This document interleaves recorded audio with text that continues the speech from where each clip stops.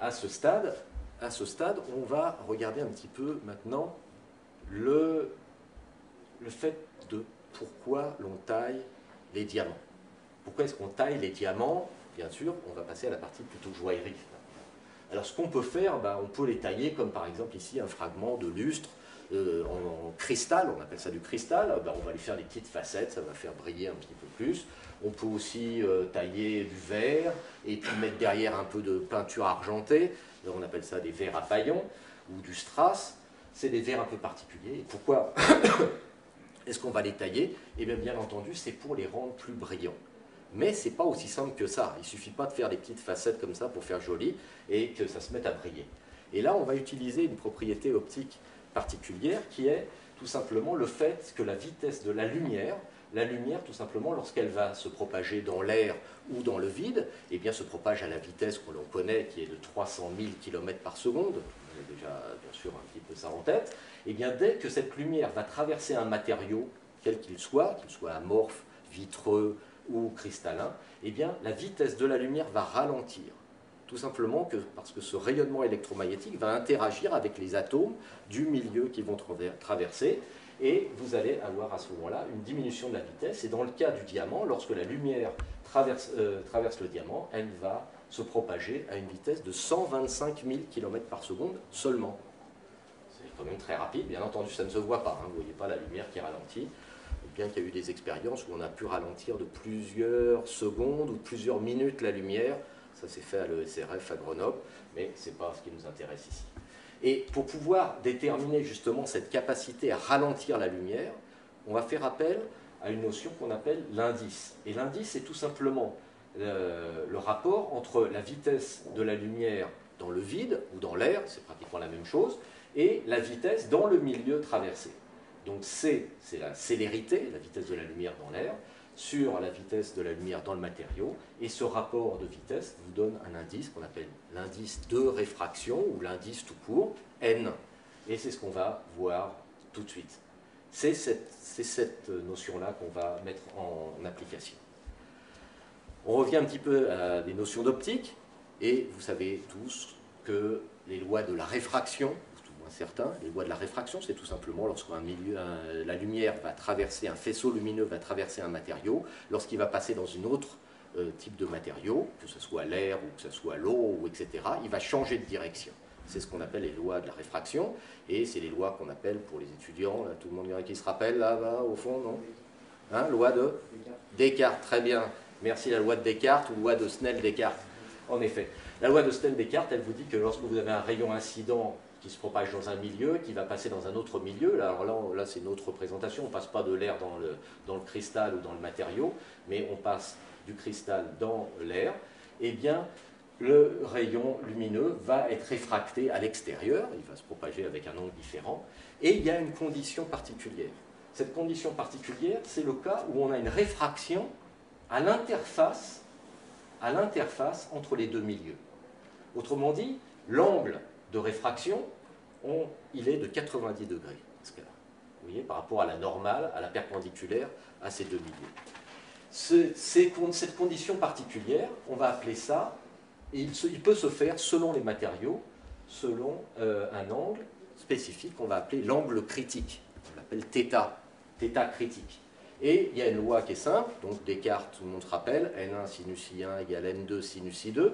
Ici, j'ai appelé NI sinus θI égale NR sinus θR. L'indice de l'air, c'est bien entendu 1. L'angle θR, ici, c'est bien 90 degrés. Et il nous reste l'indice du milieu du cristal qu'on considère et l'angle critique pour lequel, et vous pouvez tout simplement simplifier, puisque 1 sinus 90 degrés, ça fait bien 1, et vous avez tout ça qui va vous donner la valeur de l'angle critique pour un composé particulier, qui est l'inverse du sinus rapport inverse de l'indice du milieu, ou arc sinus de l'inverse du milieu considéré. Alors cette règle, qui est facile, un peu de trigonométrie, c'est pas besoin de rappeler ça, on peut le calculer pour différents matériaux. Cet angle critique. Et cet angle critique moyen, vous voyez ici différents types de matériaux, du verre, avec un indice de 1,55, l'émeraude, le péridot, le pyrope, le verre cristal, ce que vous cristal dont je vous ai parlé tout à l'heure. C'est un verre au plomb, on a déjà entendu ça. Le rubis, le YAG, le GGG, c'est des structures grenat. La moissanite, qui est une des imitations du diamant, c'est du carbure de silicium. La fabulite, aussi une imitation du diamant, c'est un titanate de strontium. Et enfin, le diamant, indice 242. Indice 242. Et enfin, le rutile. Et ici, on peut déterminer, d'après la relation que je vous ai juste montrée avant, on peut calculer l'angle critique moyen, qui va ici de 40 degrés, c'est en degrés, de 40 degrés jusqu'à ici 20 degrés, presque 21,3 degrés, presque 21. Et là, vous voyez à peu près ce que ça fait comme angle. Alors, qu'est-ce qu'on va pouvoir faire avec ça?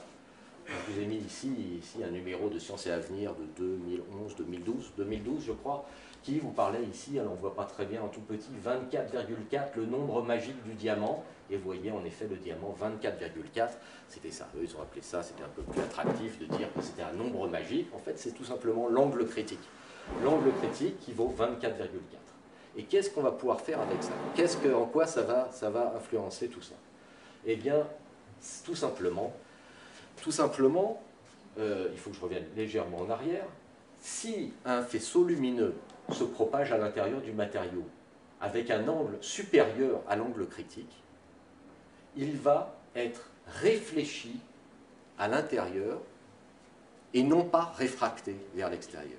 Il va être ce qu'on va appeler réfléchi totalement en interne. On appelle la réflexion totale interne. Si maintenant l'angle est inférieur à l'angle critique, autrement dit le faisceau lumineux se propage avec un angle par rapport à la normale, à la perpendiculaire, inférieur à l'angle critique, là il va sortir, il va être réfracté. Et vous allez comprendre tout de suite qu'en effet, plus l'angle critique est petit, plus la lumière va circuler et va avoir à l'intérieur du matériau sans pouvoir sortir. Et c'est cette propriété-là qu'on va mettre en œuvre dans la taille des pierres. Voici le cas d'un diamant, angle critique 24,4, c'est le nombre magique 24,4. Vous voyez ici l'angle critique, c'est en fait un angle solide, qui fait 2 fois 24,4. Et lorsqu'un faisceau lumineux va se propager, il va être réfracté entre l'air et le diamant, et puis il va se propager, et là, vous voyez que vous avez un angle par rapport à la perpendiculaire qui est supérieur à l'angle critique, et à ce moment-là, la lumière ne sort pas du diamant.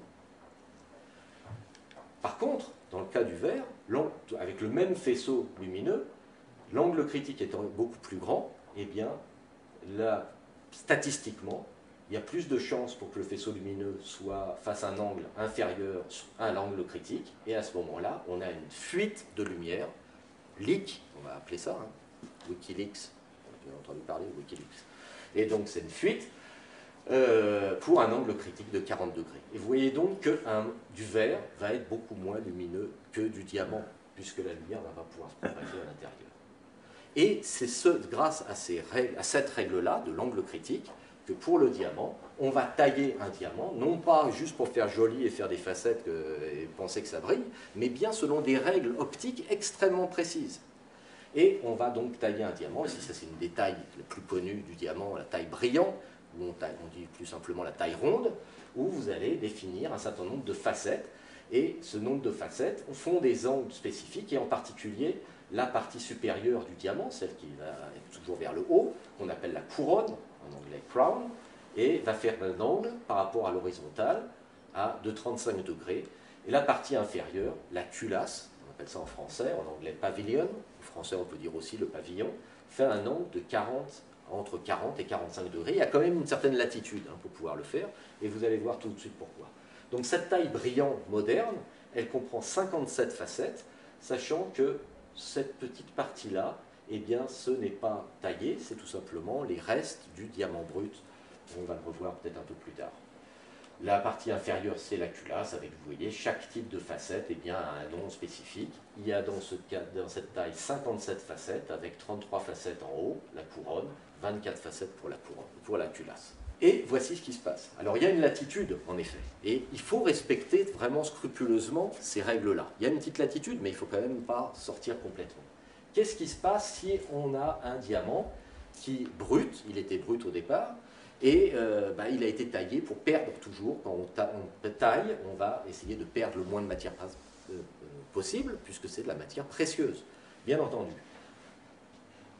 Et si la pierre est un peu trop plate, si vous voyez que le pavillon est trop plat, eh bien on va avoir les angles qui ne sont pas respectés, et à ce moment-là, on a une fuite de lumière vers le dessous de la pierre.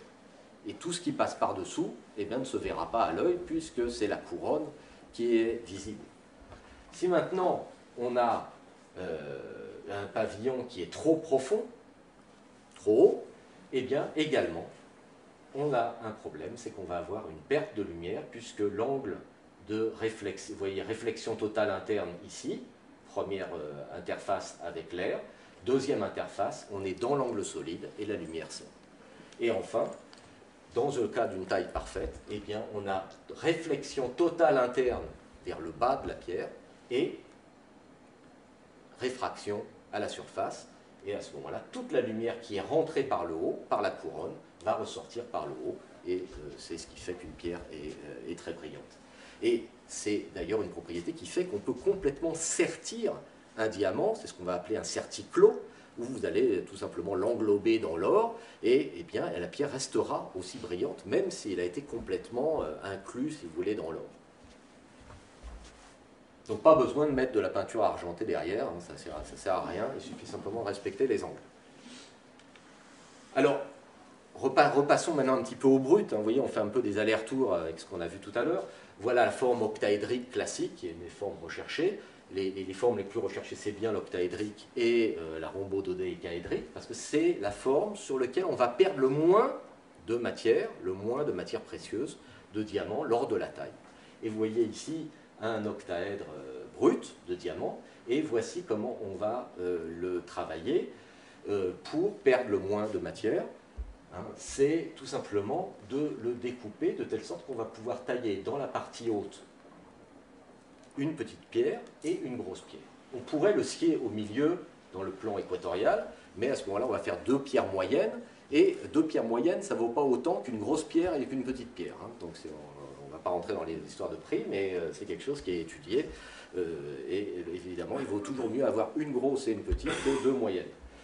Donc là, ce plan-là, pour ceux qui se rappellent un petit peu, c'est le plan 001. Et ce n'est pas le plan de clivage 1-1-1 dont on a parlé, le plan de faiblesse. Or, il va falloir donc, le seul moyen, on ne peut pas le cliver, il va falloir le scier. Et avec quoi on va pouvoir scier ce diamant-là? Eh bien, avec du diamant. Autrement dit, avec une scie diamantée ou un laser. Il y a d'autres tailles, bien entendu, qui sont possibles. Vous en avez ici une liste, elles sont présentées également dans les vitrines, avec des tailles princesse, hachère, ovale, émeraude, ronde, radiant, poire, triangle, on appelle trillion également, pas tout à fait trillion, mais presque, marquise, ou navette, et cœur. Et vous avez ici le pourcentage de popularité. Vous voyez que ce qui plaît actuellement le plus, c'est plutôt la taille princesse, la taille carrée. C'est ce qui plaît le plus. Après, c'est la taille ronde. Et puis après, un petit peu le cœur, poire, et puis les autres, c'est bien plus rare. Donc il y a d'autres tailles possibles, mais elles sont également définies selon les principes que l'on vient de voir. Parmi les critères qui permettent de définir le prix d'un diamant taillé, eh bien, c'est tout simplement, on a vu la qualité de la taille, qu'on n'ait pas de fuite de lumière par-dessous, donc il faut que toutes les proportions soient bien respectées. Et c'est également la couleur, mais on y reviendra un petit peu tout à l'heure. Bien entendu, le poids de la pierre, fondamental, hein, qui est exprimé en carats, c'est plutôt la masse, on va dire, on dit le carat. Tout ça, on appelle ça les 4 C, en anglais, bien sûr, hein, cut, color, clarity, carat, ce qui veut dire en français la taille, la couleur, la pureté, et le poids, ou plutôt la masse, il faudrait dire. Alors, intéressons-nous rapidement à la pureté, et on va voir si on peut essayer d'améliorer la pureté d'un diamant. Alors, ici, vous avez l'échelle de gradation de pureté, ceux qui ont déjà vu ça, les certificats qui accompagnent les diamants taillés. Vous avez des échelles de pureté qui vont de flawless, qui veut dire parfaitement pur, jusqu'à I, qui veut dire piqué, qualité 3, valeur 3, c'est-à-dire avec beaucoup d'inclusion, et vous voyez que selon le fait qu'on ait ces impuretés, ces inclusions, qui vont opacifier un petit peu la pierre, qu'elle soit sur les côtés, c'est-à-dire sur la couronne, sur la table et tout ça, ça change fondamentalement les choses. Autrement dit, dans le milieu de la joaillerie et dans le milieu diamantaire, est considéré comme impureté tout ce qui va se voir à l'intérieur du diamant, en dehors du diamant. Tout ce qui se voit, des inclusions, des fractures, des voiles, on appelle ça des glaces, des feathers, plein de choses. Tout ce qui fait défaut est considéré comme une impureté. Ce n'est pas les mêmes impuretés dont on parlera tout à l'heure. Toute impureté qui est visible à la loupe x10. C'est uniquement à la loupe x10 que c'est déterminé. En dessous, pas besoin de microscope, de choses sophistiquées, on le fait. Alors, est-ce qu'on peut améliorer la pureté? Vous voyez ici un diamant où il y a un petit éclat, ou tout au moins une petite fissure, une petite anomalie, un petit défaut. Et ce même diamant, eh bien, il a été traité pour pouvoir améliorer sa pureté, sa clarity. On ne dit pas clarity en français, sa pureté. Et c'est un procédé qui a mis au point dans les années 80 par M. Tsuji Yehuda, et qu'il appelle Clarity Enhancement, ce qui veut dire amélioration de la pureté. Il a trouvé un procédé qui permet d'améliorer. C'est le même diamant. C'est le même diamant, mais il fait disparaître cette espèce de petite fissure, cette craquelure à l'intérieur du diamant qui va le pénaliser, bien entendu, et qui va faire chuter son prix. Et on se retrouve avec un diamant qui est parfaitement transparent. Eh bien, comment peut-on améliorer cette pureté? Et là, il faut faire appel, encore une fois, à quelques notions d'optique. Et on va utiliser un procédé qui vous montre ici un bécher rempli d'un liquide, on verra ça après, un autre bécher un peu plus petit qui est rempli du même liquide, et lorsqu'on va les mettre à l'intérieur, on fait disparaître le bécher. Autrement dit, comment rendre une fissure invisible? Eh bien, on va chercher son indice. Autrement dit, si vous voulez faire disparaître, rendre invisible un matériau, il faut qu'il ait le même indice que le milieu dans lequel il se trouve. Voilà, si vous étiez capable d'avoir un indice ou de vous recouvrir d'une peinture qui a le même indice que l'air, eh bien, vous disparaîtriez. On fait disparaître le bécher complètement, il devient totalement invisible, tout simplement parce que l'indice du pyrex qui constitue ces béchers, c'est 1,43, 1,47, et le liquide qui a été mis dans ces béchers, c'est de l'huile de colza, 1,47, et quand on met les uns au milieu des autres, la lumière qui va traverser le bécher ne diffuse pas à l'interface entre l'huile et le verre. Autrement dit, eh bien, il n'est pas dévié, il n'y a pas de diffusion, notre œil ne voit rien et il devient invisible. Eh bien, c'est ce qu'on va mettre en évidence. Alors, ce procédé-là, on ne le voit pas à l'œil, sauf dans des conditions tout à fait particulières lorsqu'on a un peu l'habitude. Et si on bouge la pierre au niveau de la lumière, il y a des angles particuliers où on voit des petits éclats lumineux, jaunes ou violacés, comme on voit ici, des petits flashs, on appelle ça, des flashs, qui vous permettent de mettre en évidence justement la fissure préexistante qui a été remplie avec un composé qui, une fois qu'on l'a rempli dans cette fissure, eh bien, on n'a plus rien. Pour cela, eh bien, on a analysé ça ici à l'université et on a regardé ici sur le microscope électronique à balayage et vous voyez ici une espèce de petite fissure très très fine et quand on zoome dessus, vous voyez l'échelle ici 5 microns, on voit qu'il y a déjà un matériau à l'intérieur de remplissage, voilà, qui est un petit peu érodé à la surface, et quand on regarde ce qu'on appelle en électrons rétrodiffusés, on a à ce moment-là un contraste chimique du matériau, on voit que c'est un matériau qui contient des atomes beaucoup plus lourd que celui du diamant, qui apparaît ici en gris. Et quand on va analyser ce matériau-là, qu'est-ce qu'on trouve? Les éléments constitutifs, silicium et plomb. Autrement dit, on a affaire à un verre au plomb.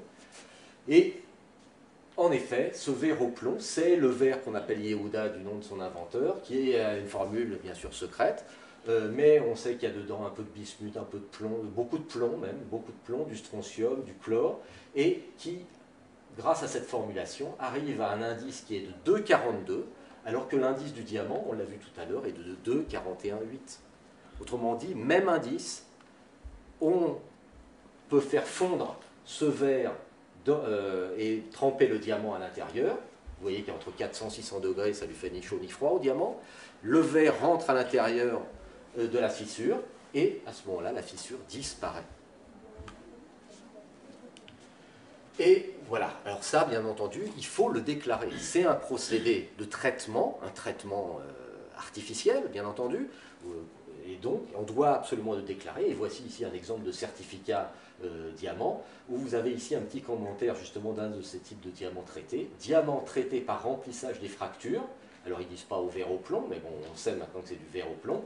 Absence de grade de couleur et de pureté. Et le laboratoire refuse à ce moment-là refuse tout simplement de faire la gradation, c'est-à-dire d'évaluer la qualité du diamant, parce que justement, on n'est pas capable de voir s'il a beaucoup de fissures ou pas, etc. Alors j'avance un peu plus vite parce que je tarde un petit peu. Voici très vite l'évolution depuis 2007 jusqu'à les années récentes du nombre de diamants non traités. Alors ça c'est aux États-Unis, du nombre de diamants non traités, et ici une estimation des diamants traités, autrement dit améliorés. Ces diamants-là, on ne dit jamais traités, on ne dit jamais remplis au verre au plomb, on les appelle améliorés simplement sur le marché. On dit simplement ils ont été améliorés, ah, ben, je suis content, pour le même prix, j'en ai un, même moins cher. Voilà, c'est un diamant amélioré, et bien vous voyez qu'il y a une très forte progression. Et il y a sans doute, en Europe, beaucoup de diamants qui ont été traités par ce procédé-là. Mais ce n'est pas toujours déclaré, ça devrait l'être. La couleur, on a un peu le temps, quoi? Ça va aller? Tout le monde là, oui? Vous avez faim peut-être?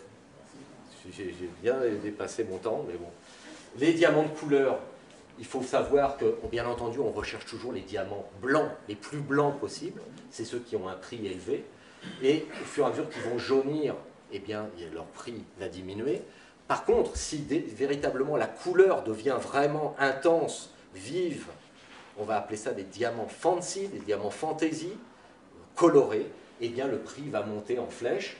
Et c'est le cas de ces diamants-là, sachant qu'il n'y a pas plus de 1 diamant sur 10 000 qui est coloré, avec différentes couleurs. La plupart du temps, c'est jaune, mais vous pouvez avoir des diamants bleutés, des diamants rosés, des diamants verts.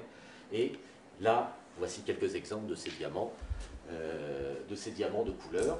Eh bien, ils sont colorés tout simplement parce qu'il y a des impuretés. Mais cette fois-là, ce n'est pas les impuretés des joailliers, c'est bien les impuretés cristallographiques, des impuretés de substitution dans la maille atomique.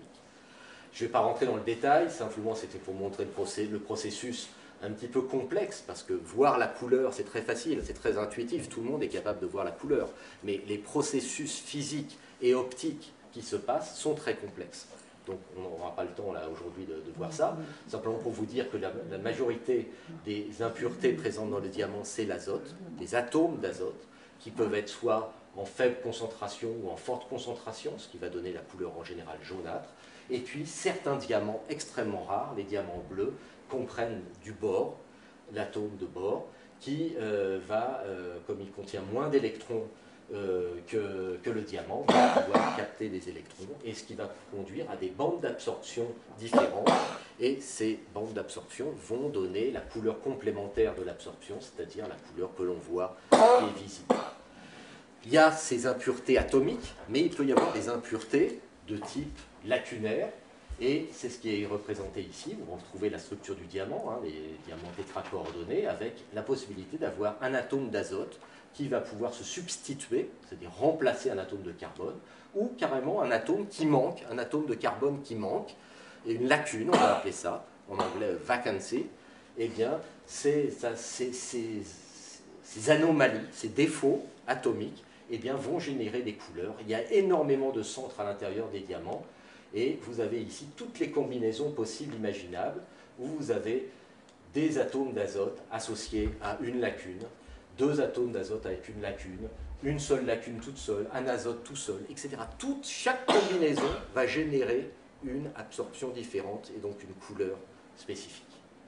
Et puis on trouve comme ça ces diamants fancy, ces diamants colorés, avec ici, vous voyez, les joailliers un petit peu modernes, ils font des trucs un peu kitsch, mais bon, ce sont bien des vrais diamants.